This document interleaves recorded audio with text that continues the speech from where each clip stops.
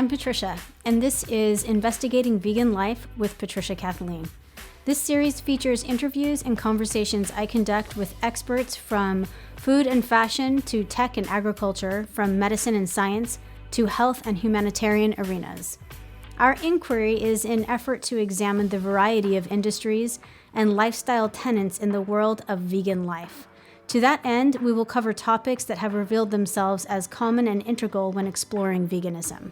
The dialogue captured here is part of our ongoing effort to host transparent and honest rhetoric for those of you who, like myself, find great value in hearing the expertise and opinions of individuals who have dedicated their work and lives to their ideals.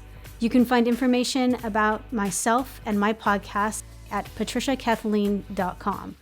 Welcome to Investigating Vegan Life. Now let's start the conversation.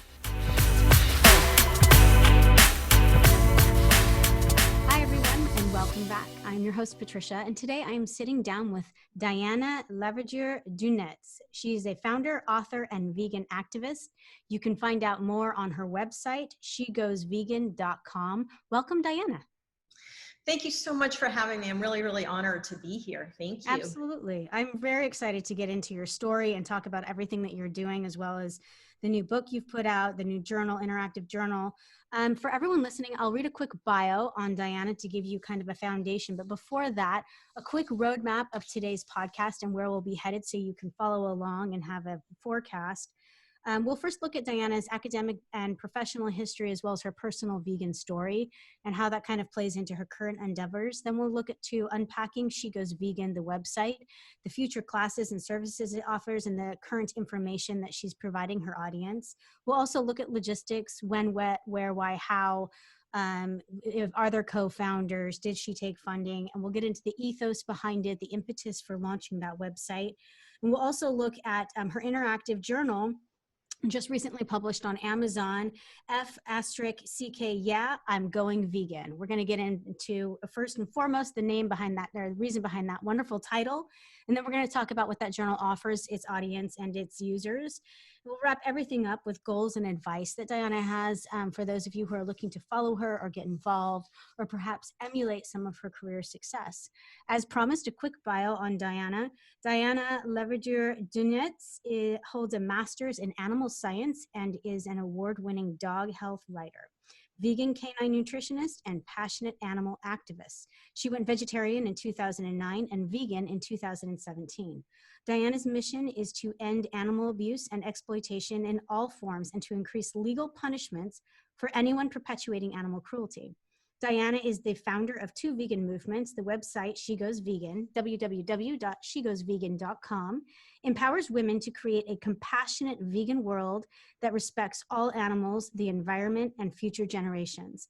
Plant Powered Dog, www.plantpowereddog.com, educates dog guardians on the health and ethical benefits of feeding nutritious plant-based diets to our canine companions. In 2019, Diana created the Plant Powered Dog Food Summit, www.plantpowereddogfoodsummit.com, which featured 17 global leaders in the fields of plant-based veterinary nutrition, science, and animal activism, to discuss the fact about plant-based versus meat-based diets for dogs. Diana and her vegan husband, Rodney, live in South Florida and are involved with many animal rights organizations. So, Diana, I think that's fascinating. And you and I talked off the record. I was using vegan dog food for the past 10 years, and I'm really excited to see more companies join that revolution, and we can kind of unpack that. But I want to first start off with, if you could give us a brief summary of, not all of it, but the pieces that you feel pertain to where you are now, of your academic background and early professional life and your vegan story as it's kind of intertwined throughout all of that brought you to creating She Goes Vegan. Sure. And I think, like all of us, it's been a journey. And I actually started out in life, in professional life, as a writer. So that's what I did since I was a child. I wrote stories and really as a kid didn't think I'm going to grow up to be a canine nutritionist, or I'm going to grow up and start any vegan movements. That certainly wasn't on my mind. I hear so many vegan stories where actually, they say when they were a child, they couldn't look at meat. I wish I had been that enlightened as a child, but I was not. You know, I grew up in a family where my mom served meat and made meat and animal products. Yeah. My grandfather was a kosher butcher. So there you go. And that was just a fact of life. So what happened was, I adopted in 2002 the dog that changed my life. His name was Chase, and he was with me for 16 and a half years. And what happened was, having adopted a rescue dog, I learned, of course, so much. I got immersed in actually the shelter where I adopted him from, and immersed in the community of abused cats and dogs, which many people are into that. But what happened with me was I couldn't stop there. You know, we often think of abused cats, dogs, companion animals, and we shudder at the thought, of course. But we don't think about the torture and abuse and brutality and the hell that all of these other species endure every single day. So adopting Chase expanded my mind to the abuse going on in all species. By that time, I will make a very long story short, also due to health issues that Chase had, I was feeding him a fresh food diet in order to create a healthier individual. It was not vegan. And that led me into the world of canine nutrition, and hence the master's, because I was now working with veterinarians and serious scientists, and I wanted to show that I was also serious and academically educated in the field. But what happened was, even as a vegetarian, for many, many years, I was continuing to create meat-based diets for dogs because, quite frankly, I bought into the bullshit and the hype that dogs need to eat. You know, they're wolves and they need to eat meat to thrive. That, you know, your little Pekingese or Pomeranian or whomever is really a wolf inside. And even your German Shepherds, and which is what Chase was, you know, that they're really wolves. And when I decided I could no longer myself harm any animal in any way, and said, that's it, you know, told my husband, we're not going to be vegetarian, we're going to go vegan. He pointed out the hypocrisy of what I was doing every day. And I could no longer do this and create these meat-based diets for dogs. It was killing me inside. And I decided, well, maybe I'll just leave the business. And my husband said, don't leave the business, do some research and see, you know, look into this. And I did. And it turned out, thankfully, that actually plant-based diets for dogs, not only can they thrive on, you know, can they live on them, but they can thrive on them. They're super healthy. Many veterinarians believe that it's these high meat diets and the bioaccumulation of toxins in animals and tissue and that are causing all the cancer that we're seeing and all the chronic illnesses. Yeah. So that's what led me to create a movement called Plant Powered Dog, and to create the Plant Powered Dog Food Summit. And now I'm just so grateful to be able to combine the dog nutrition knowledge and help dogs without harming any other animals. So that's just been amazing. And then I decided, well, I don't want to stop with the dog food world. You know, not everyone has a dog. Right. So what more can I do? So that came to She Goes Vegan. And why She Goes Vegan and not everyone goes vegan? Yeah. Because I truly believe that women have an innate empathy. There is unfortunately a machismo surrounding meat eating.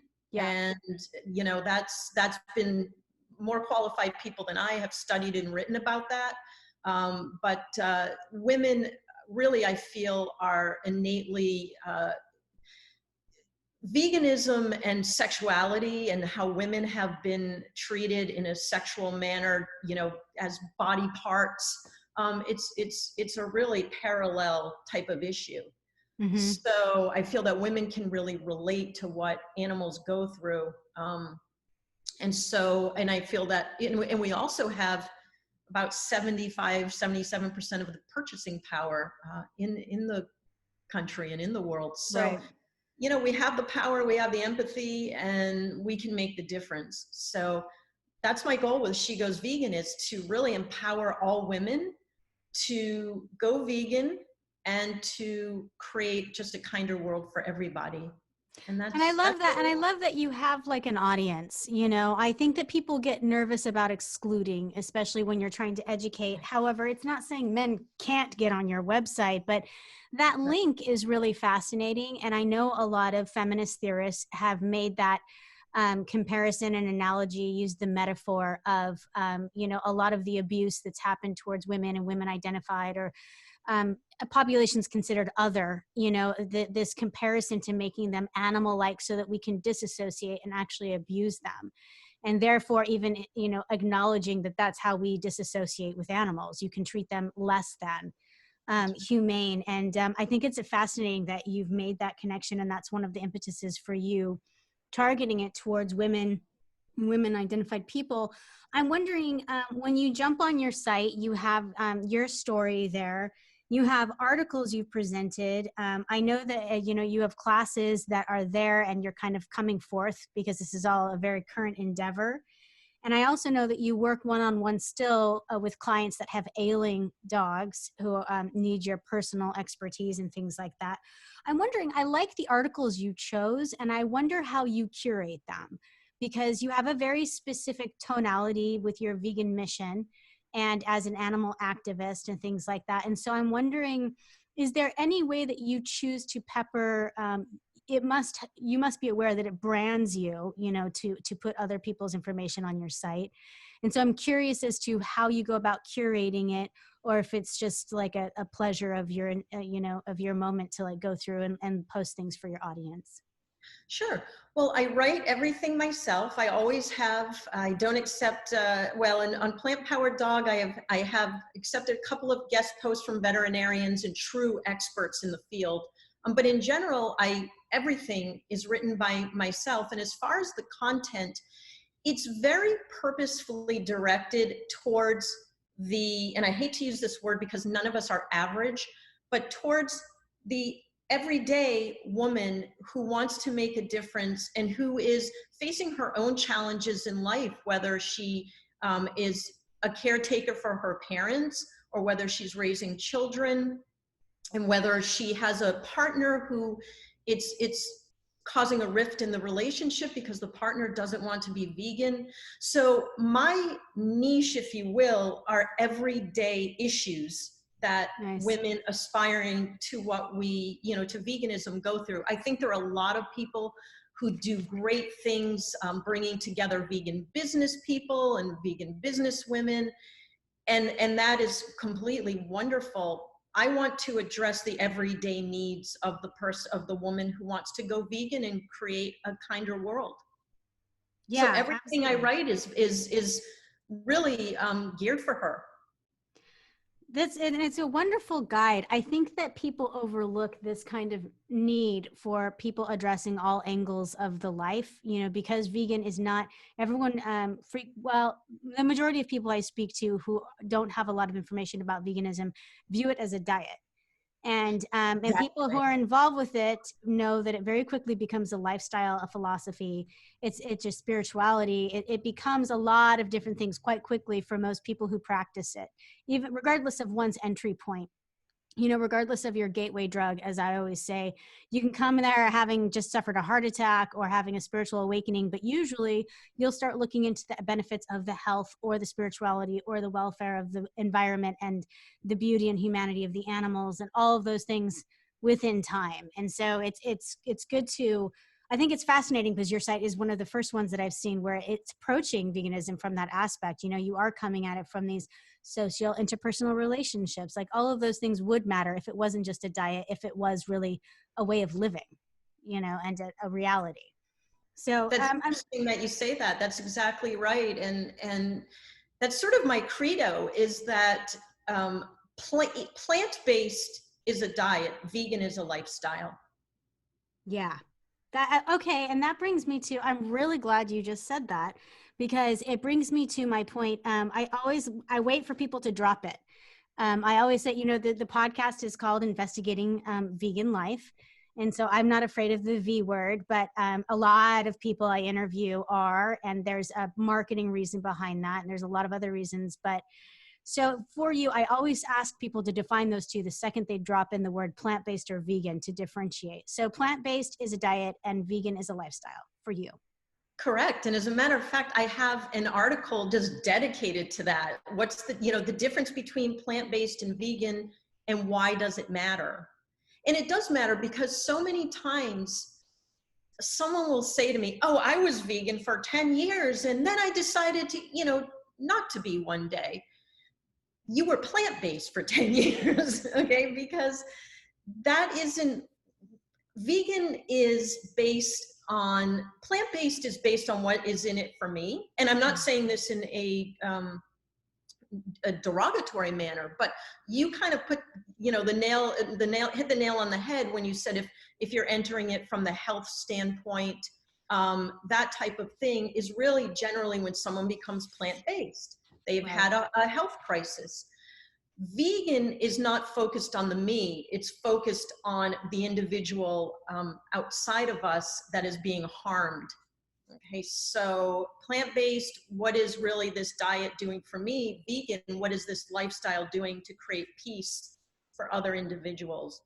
Yeah. So for me, when you're looking at what goes on in factory farms and what goes on with animal testing and what goes on with fur, you don't one day decide that doesn't work for you, right? Okay, because it's a core value, right? If that's your core, you don't, at least for me, you don't change your core values, in a snap.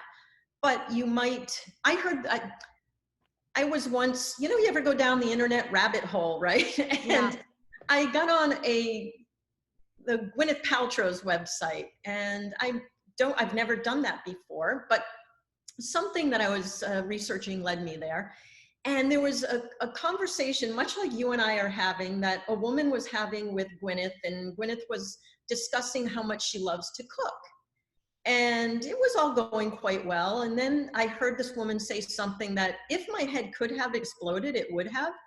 The woman said to Gwyneth Paltrow, I was vegan for 10 years, and then I smelled you cooking sausage, pork sausage, and it just smelled so good, I had to have that sausage, and you made me not vegan. And that just blew my mind, okay? Yeah.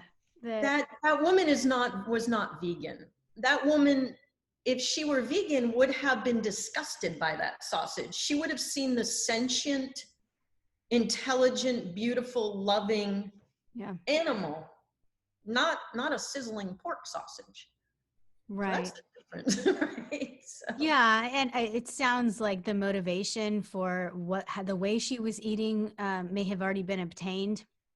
I know that a lot of people look into veganism for when you're not dying of a cardiac arrest, it's to lose weight or other things like that. I've spoken to several people, male and female, that say, I did that to lose some weight. Bill Clinton was vegan for a bit, so I went for it, and they lost the weight and they went back. And it's a very similar thing. I usually try to remind them, like, well, I think what you did was engage in a diet that worked for you, that eliminated animal products. But vegan, I think you're right about that. That term does carry heavier.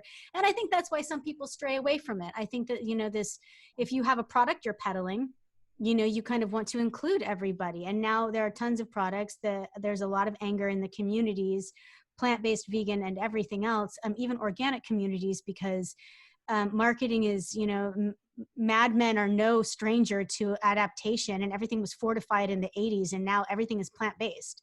So you can have something that has egg and, gelatin in it, have this plant-based like little logo on the front. And so it's clear, I think it's good to delineate it from people who are looking for the safety label of vegan.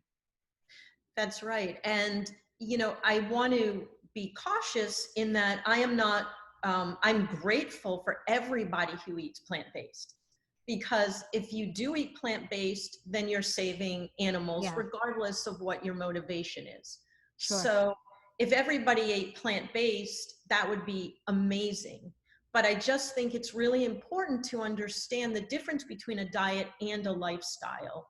Absolutely. Well, and looking at that, I kind of want to unpack the interactive guided journal just published on Amazon, and it's F*CK, yeah, I'm going vegan, exclamation point. And prior to us starting to record this, you and I got into it. From one writer to another, I said, how are we going to go about this? Do you want to say the F word? And you had said it just came out. I haven't really thought about it, auditorially. The spoken word was a little bit different than the written. Really? And then we got into, very, very quickly, we got into the ethos of why you chose that title. So can you kind of enumerate on that now for us? Yeah, and it ties in so well to what we're just talking about. I don't think, and I'm just going to say it, I don't think you'd say, fuck yeah, I'm going plant-based. Okay? Yeah. It's true. It does not have the same cachet. It doesn't have the same cachet. So it's like, yeah, I'm not just going vegan, it's, I'm going vegan. Fuck yeah, I'm going vegan. Yeah. Because it means something to me, and the values behind it means something to me, and the concept that all animals have the right to live in peace means something to me. So it's like, yeah, it's meant to purposefully just kind of really grab you. And the rationale behind it was there are tons of amazing cookbooks out there. I am not a recipe developer. I own most of them. And, tons of great books to tell you why you should be vegan and all of that sort of thing. But what I wanted this to do was to capture the person on an emotional level and kind of hold their hand as they explore their own motives and get to know them in their own self-discovery journey. Because I think that most of us who are vegan will say it's a journey of self-discovery. And continuing, ever changing. There is no Everest. I haven't summited yet. No. And I'm going on 10 years, and it's just, and that's the kind of the beauty of it. Our bodies don't stop changing. Like, why would, your faith and your belief system and your analyses? I do want to touch on some of the aspects of the book that I scrubbed from online, the journal. You list off these things, and you just said that it's kind of this accompaniment. And I'm glad that I was able to really dive in, because when someone talks about an interactive journal, I expect them to deliver. And I think that that's what your analysis frequently does, even the way you come at your writing.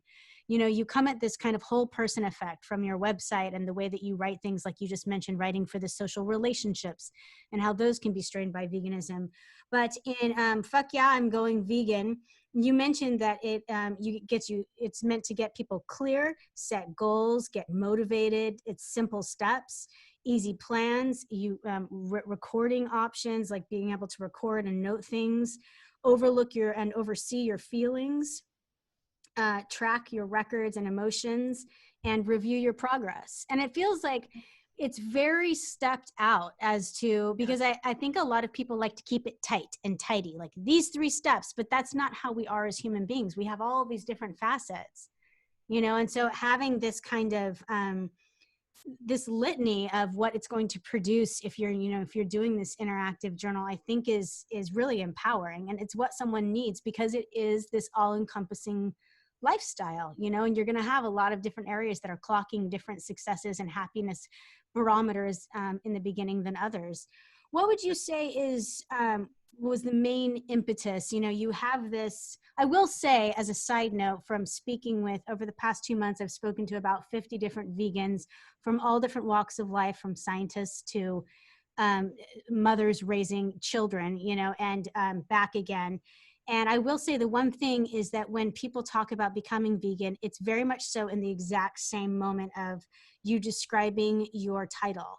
It's never like, well, and then after, 15 years of gentle study, I slowly decided that I'd be vegan. It's this moment where they're like, I'm vegan. This is it, and so the Fuck Yeah, I'm going vegan is really appropriate to that end. But I'm wondering what inspired you to actually capture that and then help write an interactive journal. Was it your own study, or was it to help someone else out? It was based on my own experience, because so something that recently, over the last few years, more so, I discovered a practice called Kaizen. And what Kaizen is Kaizen means continuous improvement in Japanese, and it's based on the ancient philosophy. And I think you can make that ready decision, like, yeah, I'm going vegan, but a lot of times what comes next can seem very intimidating. Okay, what do I do now? How do I step it out? How do I really do this? Maybe it isn't practical for me to just get rid of everything in one fell swoop. You know, on a practical level, it can be different. So I took the concept of Kaizen, which is continuous improvement, and stepped it out over 3 months to guide people week by week, month 1, month 2, month 3, and each week within that month, and what tiny step. Kaizen is all about taking small steps to reach large goals. So it might work for somebody to say overnight, I'm going vegan, and to just do that. But for many people, smaller steps make more sense. So it's based on that philosophy of the accumulation of smaller, non-threatening steps to eventually reach a very large goal. Yeah. And in the interim of that, you get to explore how you feel about it. So I came up with guided prompts that I felt would resonate based on my experience with my own journey and with others, other vegans. So it's really kind of I call it like having your best friend by your side to hold your hand while you're doing this, but your best friend also happens to be like a vegan expert. Yeah. Absolutely. I like the guided prompts. I think they're necessary, you know, to get anyone going. And I think that Japanese philosophy is winning the award for this year for me. I've had a lot of people bring up different key aspects that they've, you know, ikigai and different things that they've kind of dropped into and thought this is life changing. And I was like, all right, we all need to take a trip to Tokyo. Start reading. But I love that. I haven't ever heard of Kaizen, and I'm going to look it up and look more into it. And it's true, we can't hear certain truths enough. You know, of course, every mountain is begun with a step. Every skyscraper is the first stone, but we just don't put that in place enough. And it's also very, very difficult without prompts that you're offering to know how and where to begin. Even as an adult, as a grown woman running, you know, a very full load, I still find a difficult nature in figuring out the first step of a new endeavor. I'm wondering, looking forward to the future, you've got a lot of balls in the air, and there's a lot of pivots and things like that you could do.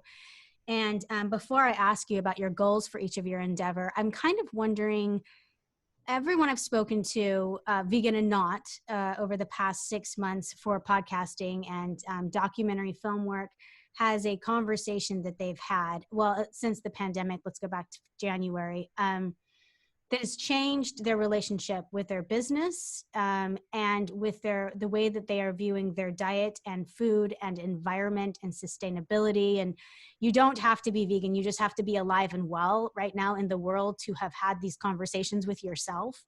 And I'm wondering, because you regularly have these conversations, it's your line of work and your vegan lifestyle, can you speak to how the COVID-19 pandemic has altered or changed or reinstated some of your core truths or axiomatic beliefs? Yeah, I would say it's reinforced and reinstated them, as you're saying. And it's quite interesting because there's a wonderful research organization out there called Faunalytics, and they are dedicated to helping those of us who are vegan with proper research in which to use to influence others. And they came out with a wonderful study, and I actually wrote an article that really just took all the aspects of their study on COVID-19 and what people understood about this and where it originated from.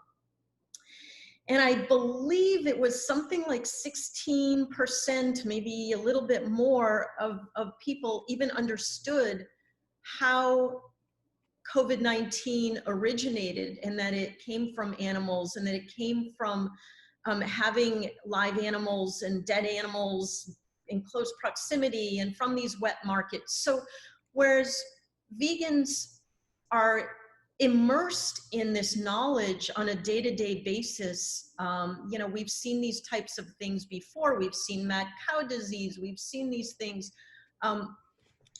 We have to understand that the general population isn't necessarily immersed in this. So I'm hoping that there is a silver lining to this, and that silver lining will be a greater awareness that when we intrude upon nature, we are not just harming nature, we truly are harming ourselves. We can't do it and not have it come back and bite us in the ass. It's just, Right. you know, so even if there are those amongst us who haven't yet reached a point of empathy for animals and for other species, if they have empathy for the human race, or for their own families, or for their own selves, this should be proof that we have to respect all living beings. Yeah, and I think you said it best when you said, you know, for things not to turn around and come bite us in the ass. You know, in early childhood, one of the first markers is when you're raising children, or even in child psychology, is called object permanence. And it's the understanding that when something disappears, it's not truly just dropped off the face of the earth. And once a child realizes that, their entire cognitive psyche kind of shifts and their personality changes.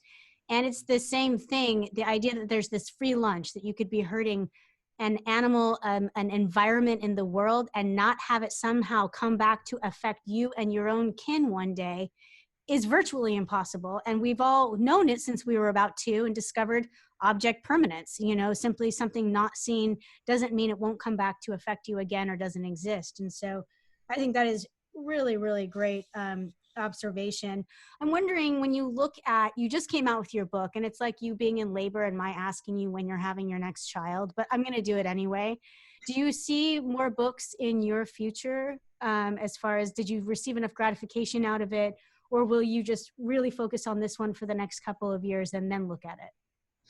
So, and I appreciate your calling this a book. I think of it more as a book written by the person who has it, more than myself. Okay. In the past, I wrote 2 books that took years to write each one. Mostly, I guess the most popular one was called Canine Nutrigenomics. And nutrigenomics is the science of how nutrition affects our genome. Back then, I was not vegan, and I would write a very different view of that now. But nevertheless, it was, it did take quite a long time, and was definitely about a 3-year birthing process. I think the beauty of this journal is that it really, while it's my brainchild and I'm very close to it, I'm giving it over more readily to other people to really make it their own. So I actually do have a kind of accompaniment to it in the works right now. That you know, it's kind of like, oh, I can now do this with this and guide people in this way, and I can do this with this. So it's kind of gotten a lot of the wheels turning as to where can I go with this, because I think you seem to say that guided journals help you, and they really help me, and journaling really helps me. So I'm at a point where I'm thinking, what more can I do with this to help people? I would also eventually like to do some courses, maybe an online course. And again, that would be to help the everyday woman struggling already with other aspects of her life to find balance and to make veganism a part of her life. It might not be able to be the all-encompassing, you know, I think about this, you know, all day, every day, but I am vegan and it's part of my identity, and I'm putting that out there to the world. That's the type of woman that I'm hoping might want to grow more and take a course on how to do this. Yeah, So absolutely. And I think you're right about that. Will there be, so the courses I'm assuming would go through She Goes Vegan. Do you think you'll do any partnershiping, or will you ever look into like bringing anyone else on? I've talked to a lot of vegan business owners that get very into the power of partnershiping and multiplying the voice or sponsorships and things like that. It kind of depends on how you want to cut it. And there's short-term partnerships and things of that nature, but have you ever considered doing that, or you're just still kind of developing her as she is? yeah, right now I'm still in the development phase. When I wrote the books on canine nutrition, I did partner with a very well-respected veterinarian, and that made sense at that time.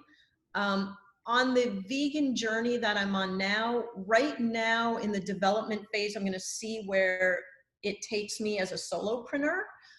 But I never say no to amazing opportunities and partnerships. So we'll see. It's really like a sort of we'll see how it develops type thing. Yeah, absolutely. Well, I always wrap up. Well, I try to wrap up with everybody who's authored, books and things of that nature. I think that there's a lot of advice that you offer and you go through, and some things resonate more with the author themselves and other things. And I'm curious to ask you, kind of as my final inquiry today, looking at the Fuck Yeah, I'm Going Vegan interactive journal, you have, this interactive guide, but you offer a lot of information and a lot of these very utility-based steps that are very realistic, like you said, for implementation of, taking it from philosophy to everyday practice. And I'm wondering if you picked like a top 2 or 3 of those pieces that were you considered to be kind of your takeaway points, what would they be? Are we talking in the context of going vegan? How? Yeah, like when the journal capturing, I mean, you have these ideas of goals and motivation and things like that. Like, what would be the top 3 things that you would hope to take away from, using the journal would be at first blush? Yeah, I would hope the top 3 things would be, and you said it really, really well, sort of it's a combination of utilitarian and self-discovery. So I would hope the top 3 things would be to take the guesswork out of the process, to actually know that on week 1, here's what I'm going to do. And on week, 10, I'm now here, and here's my next step. So really having it be very utilitarian. And then, at the same time, kind of the second point would be I get to now go on my own journal of self-discovery while I'm doing this, which is just so important, because if we do anything without understanding why we're doing it, that's when it won't stick. So Yeah. the combination of the utilitarian, then the self-discovery with the guided journal, and then it also enables us, another practicality is to actually sort of have a mindfulness food planner where we're not just as I'm talking, I guess I really enjoyed the combination of the practical and Yeah. the mindful. So the food prep planner and the meal planner, they enable you to lay these things out, but they also ask you questions like, who was I with when I ate this? How did I feel? How did they make me feel? Because maybe you're with somebody and they said, oh, really? You're going to, have that veggie burger for lunch? How can you eat that? Or don't you only Yeah. eat salads? And we might not think about it or give it much importance in the moment, but it affects us. Because part of going vegan is what I've experienced and learned from others is how we're perceived when we go to family gatherings, when we're with friends. So those are really the top 3 things. How do I do this on a utilitarian basis? And then how am I processing this emotionally and mindfully? Yeah, absolutely. That's it. And it's exciting. I think everyone should jump on and check it out. Thank you. Download it. Even if you're vegan, do it. Buy it. Yeah. I am so thankful for your time today, Diana. We are out of time, but I just wanted to say I really appreciate you. I know you're busy. You've got a lot of projects in the works and things that have just launched. And I feel really honored that you took the time to speak with myself and let our audience hear about all of your knowledge and your personal stories within that. Thank you so much. Well, thank you, Patricia. I am so grateful you've had me on, and it's been a real pleasure. Thank you. Definitely. And for everyone listening, we have been speaking with Diana Laverdure-Dunetz. She's a founder and author. You can find her more about her on shegoesvegan.com. And thank you for giving us your time today. Until we speak again next time, remember to eat clean and responsibly, stay in love with the world, and always bet on yourself. Sláinte.